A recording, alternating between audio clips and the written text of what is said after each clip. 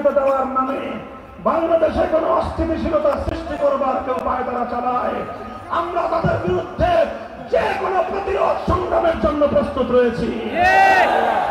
যদি আবার শাপলা চত্বরে যেতে হয়, যদি আবার রক্ত দিতে হয়, আবার হোসেইনের মতো নতুন কোন কারবালা তৈরি করতে হয়, প্রস্তুত থাকবেন তো ইনশাআল্লাহ।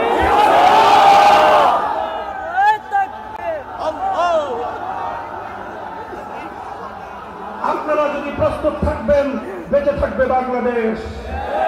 আপনারা যদি জেগে থাকেন, রক্ষা পাবে বাংলাদেশ।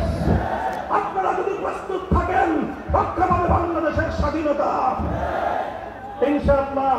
চূড়ান্ত বৈষম্যহীন ইনসাফপূর্ণ এক সমাজ গড়তে হলে মানব প্রকৃত গণতন্ত্র মন্ত্র নয়, আল্লাহর জমিনে আল্লাহ প্রদত্ত রাজনৈতিক বন্দোবস্তের প্রয়োজন। আল্লাহ প্রদত্ত রাজনৈতিক বন্দোবস্তের নাম হলো খেলাফত ব্যবস্থা। তাই আমরা আহ্বান জানাচ্ছি, আসুন হাতে হাত রাখুন। টেকনাফ থেকে তেতুলিয়া বাংলাদেশ খেলাফত মজলিস, যুব মজলিস এবং ছাত্র মজলিসের পতাকা তলে সামিল হয়ে এক নতুন খেলাফতের বাংলাদেশ গড়ে তুলি আমরা। প্রস্তুত থাকবেন তো ইনশাআল্লাহ? ইনশাআল্লাহ আপনারা যদি প্রস্তুত থাকেন, দেখা হবে আগামীতে ময়দানে, সংগ্রামে, তাহাজ্জুদের কাতারে, শাহাদাতের ঈদগাহে ইনশাআল্লাহ দেখা হবে।